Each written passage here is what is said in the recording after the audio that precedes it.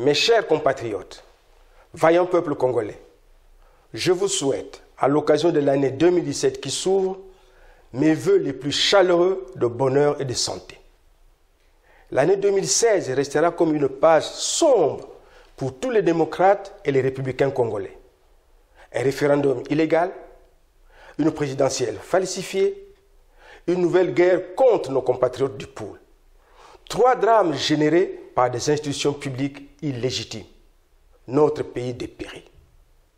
Ailleurs en Afrique et près de nous, la République démocratique du Congo nous donne l'exemple d'un peuple debout et déterminé à imposer l'alternance démocratique. Au Ghana, la Constitution a été respectée et a permis une élection juste et transparente, saluée de par le monde. D'une façon générale, l'Afrique de l'Ouest se porte bien. En Afrique centrale, seul l'Angola nous donne l'espoir d'une alternance démocratique suite à l'engagement du président Dos Santos de respecter la Constitution. Mes chers compatriotes, vous avez raison de vous poser la question suivante. Pourquoi nous n'avançons pas dans notre pays? J'entends et j'écoute vos réflexions sur cette question. Et je comprends bien pourquoi les initiatives que j'ai prises en 2016 avancent à un rythme qui devrait tous nous convaincre de la sagesse selon laquelle l'homme propose, Dieu dispose. Continuons de proposer, c'est-à-dire d'agir, et Dieu seul est le maître du temps. Oui, le temps, celui que vous comptez à juste titre en vous disant « Mais quand en finirons-nous avec ces souffrances ?» Oui, le temps est long, surtout lorsqu'on sait que ces souffrances innombrables et inqualifiables durent depuis au moins 20 ans et sont imposées par la soif du pouvoir d'un seul.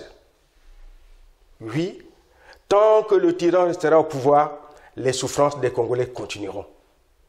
Incapables de vivre ensemble, une communauté nationale, il massacre sans raison des populations innocentes du pôle et emprisonne tous ceux qui ne pensent pas comme lui. Inapte à gérer les deniers publics, le tyran vient de décréter l'austérité, cette fameuse rigueur qu'il impose dans la vie quotidienne à l'ensemble du peuple, excepté les membres de son clan.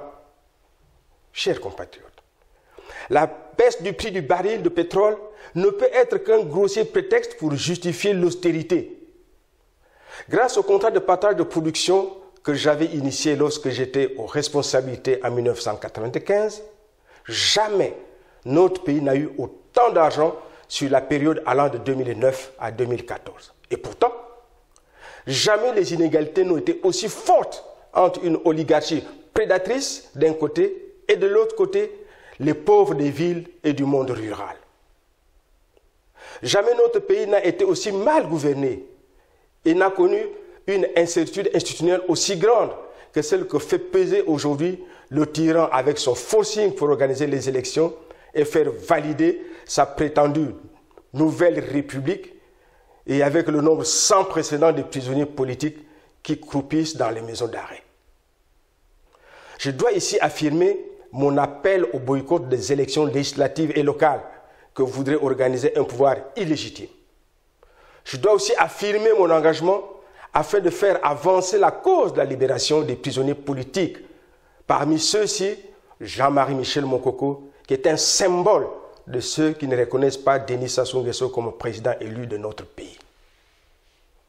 Avec l'année nouvelle, j'en appelle à votre courage, à votre inaliénable droit à l'insurrection pour nous débarrasser de l'odieuse tyrannie qui, depuis 20 ans, accable notre cher pays.